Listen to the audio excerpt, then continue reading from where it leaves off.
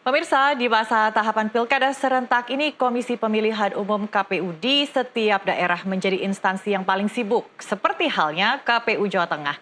Dan untuk mengetahui apa saja yang kini tengah menjadi perhatian KPU Jawa Tengah terkait pilkada serentak di wilayahnya, saya telah bersama Ketua Divisi Sosialisasi Pendidikan Pemilih dan Partisipasi Masyarakat KPU Jawa Tengah, Mbak Akmaliah. Mbak Akmaliah, apa kabar? Alhamdulillah sehat-sehat. Alhamdulillah pasti sibuk banget ya, karena saat ini sudah memasuki tahapan kampanye. Iya. Apa yang menjadi sorotan KPU di tahapan ini? Ya, jadi mungkin lebih ke kita mempersiapkan gitu ya untuk tahapan kampanye ini. Dari awal dari KPU itu kan nanti akan ada yang namanya fasilitasi ya untuk kampanye ini, untuk kampanye paslon. Nah, fasilitasinya kita nanti berupa yang pertama itu untuk fasilitasi alat peraga kampanye dan bahan kampanye. Kemudian kita juga memfasilitasi debat terbuka atau debat publik pasangan calon. Terus kita juga memfasilitasi iklan iklan di media massa cetak maupun elektronik, entah itu televisi ataupun radio. Nah, itu sih sebenarnya yang kami persiapkan berkaitan dengan tahapan ini. Tentu sebelumnya kemarin kita sudah berkoordinasi dengan pasangan calon ya melalui penghubungnya berkaitan dengan kampanye. Apa yang harus kita persiapkan, apa yang harus mereka persiapkan. Kan harus ada tim kampanye ya, dapat membentuk tim kampanye. Kemudian untuk fasilitasinya kita juga desain dari mereka, desain alat peraga kampanye maupun bahan kampanye. Nah, ini yang sudah kita koordinasikan dari awal, kemudian sudah kita siapkan dini mungkin sebelum masa pelaksanaan kampanye kemarin. Jadi koordinasi dengan tim sukses masing-masing paslon juga itu ya? Betul. Ribet gak sih mereka itu, Mbak? Enggak, enak aja. Kita juga cuma ini ya, ada 2 pasangan calon kan, jadi enaklah komunikasinya kita tiap hari. Kita juga ada grup WA untuk komunikasi dengan mereka. Oh, jadi kalau perlu apa-apa tinggal WhatsApp aja gitu ya, jadi tidak berbelit-belit ya birokrasinya. Iya, enak semua komunikasinya. Jadi so far lancar ya? Lancar, alhamdulillah. Oke, kalau untuk Pilkada Jawa Tengah nanti kan debat perdananya di Tengarai akan sekitar akhir Oktober ya? Iya, tanggal 26. Itu persiapannya sudah sejauh mana? Ya, jadi memang kenapa kita mengambil di akhir Oktober ya? Nyontek dulu dari Jakarta kali ya? Kebetulan gini, jadi memang untuk tanggal debat ini kan kita juga koordinasikan dengan pasangan calon tuh melalui LO-nya. Atau melalui penghubungnya. Nah, jadi ada masukan-masukan dari pasangan calon melalui penghubung tadi untuk debat di tanggal berapa, kemudian tempatnya di mana itu kita koordinasikan dengan mereka. Alasan utamanya apa? Supaya lebih ada waktu untuk mempelajari materi atau apa?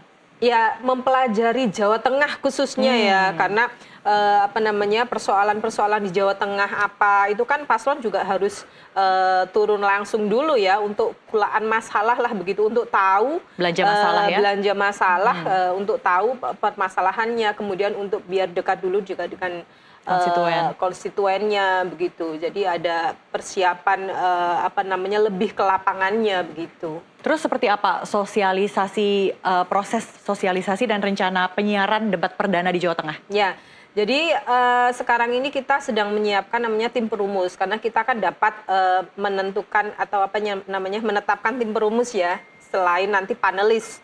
Nah, jadi nanti tim perumus ini yang akan mengkonsepkan bagaimana debat di Jawa Tengah ini, sekaligus juga untuk mensosialisasikan. Selain kita sendiri mensosialisasikan ya, kemudian kita koordinasikan dengan teman-teman paslon melalui LO, kita juga ada tim perumus yang nanti merumuskan konsep ini, kemudian melaksanakan sosialisasi, kemudian memonitoring pelaksanaan debat dan lain sebagainya. Jadi persiapan untuk debat perdana saat ini masih dalam tahapan perumusan konsep acara ya? Betul gitu. Kemudian untuk penyiarannya nanti ya tentunya kita akan menyiarkan secara live ya, baik melalui televisi nasional maupun melalui kanal YouTube-nya kita sendiri, KPU Jawa Tengah.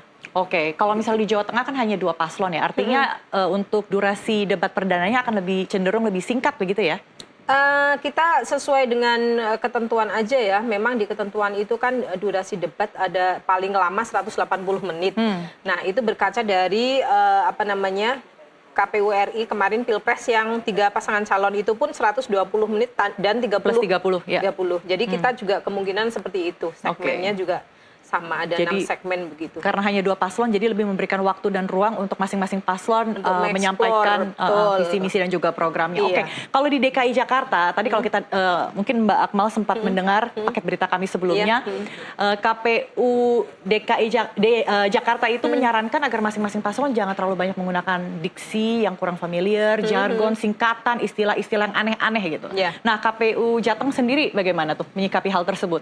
Ya sama sih sebenarnya ya, lebih enak kalau bahasanya langsung disampaikan tidak pakai singkatan dan lain-lain. Tapi itu kita belum sampai masuk ke sana sih, belum materi juga belum, kita Belum masih sampai mau sana. belum mengkonsepkan dahulu debat, kemudian nanti temanya apa, kita juga tentu berkoordinasi dengan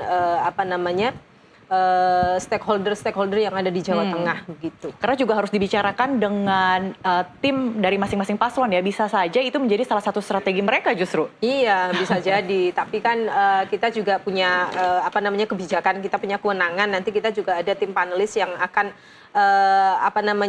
membuat pertanyaan-pertanyaannya yang nanti pertanyaan itu juga nanti akan rahasia sekali. Ada tim panelis nanti yang sebelum pelaksanaan mungkin karantina dulu ya biar menjaga kerahasiaan pertanyaan-pertanyaan tadi. Oke, nah kalau misal kita bicara masa kampanye pasti ada yang namanya pengadaan logistik begitu ya. Sudah sejauh mana ini perkembangannya?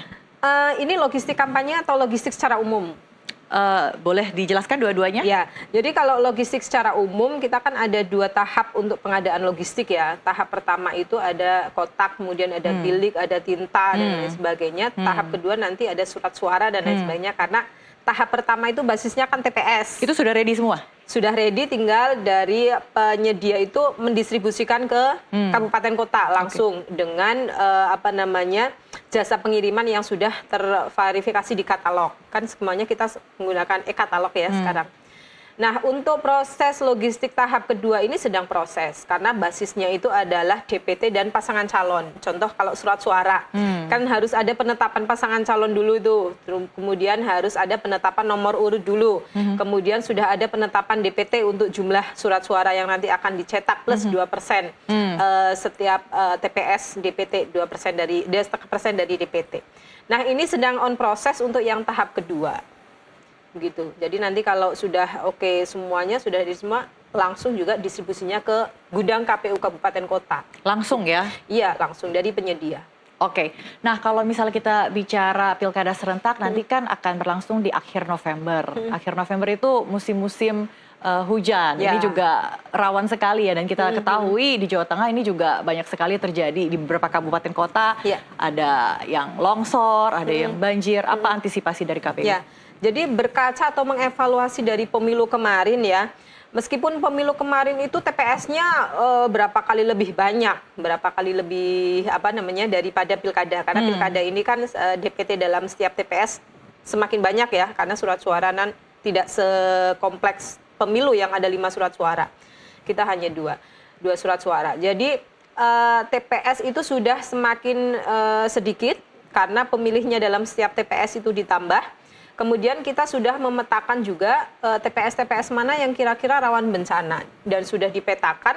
Sekarang sudah sudah dimulai TPS itu dikondisikan, kalau kemarin sudah ada bencana ya, itu sudah diganti ke tempat yang lebih aman begitu. Namun toh begitu Kenapa nggak langsung antisipasi mencari tempat yang sudah sungguh-sungguh aman gitu, dibandingkan nanti harus pindah-pindah agak lebih repot? ya. Jadi TPS itu kan harus ada di desa masing-masing. Nah, basisnya desa, tidak boleh keluar dari desa kecuali ada keadaan kahar gitu ya, ada force mayor gitu ya.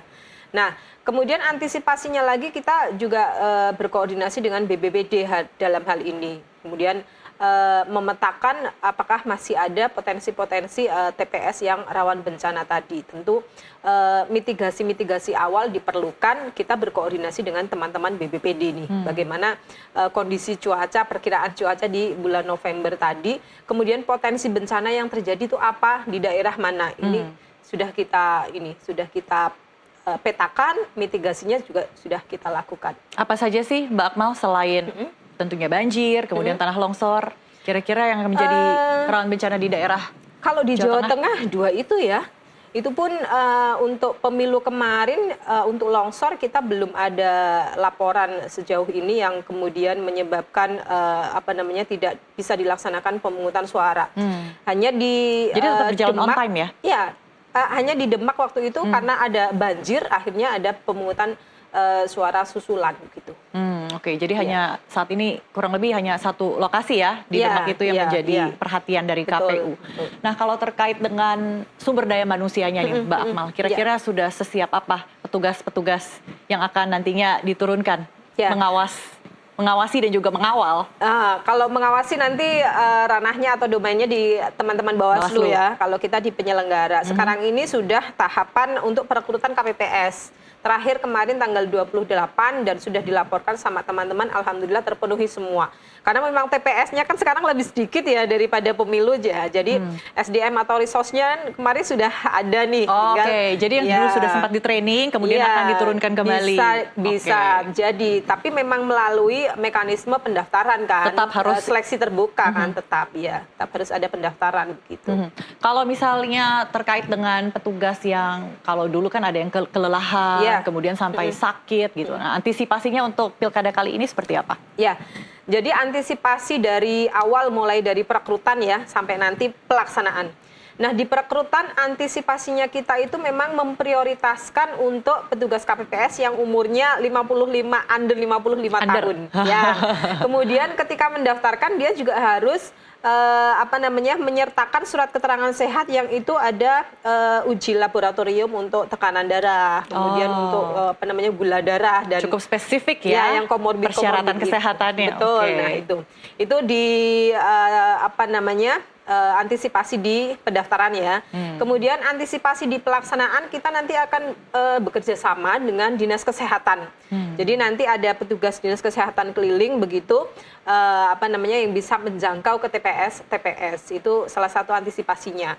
Kemudian kebijakan dari KPU RI kan juga ada sistem informasi ya. Sebenarnya ini kan alat bantu untuk memudahkan teman-teman penyelenggara agar tidak overlap pekerjaan atau overload pekerjaan.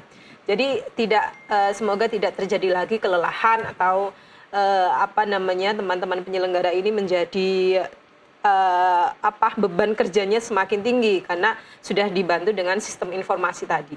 Kalau dulu kan harus menulis berlembar-lembar formulir yang sangat banyak itu. Nah, sekarang kan sudah online ya, jadi lebih sudah dipermudah dengan alat bantu tadi. Ini salah satu antisipasi agar teman-teman di penyelenggara bawah itu tidak kelelahan. Baik, terima kasih Mbak Akmal. Ya, sama-sama. Untuk kehadirannya di studio NTV, mudah-mudahan penyelenggaraan Pilkada Jawa Tengah berjalan dengan sukses dan lancar. Amin. Terima kasih juga.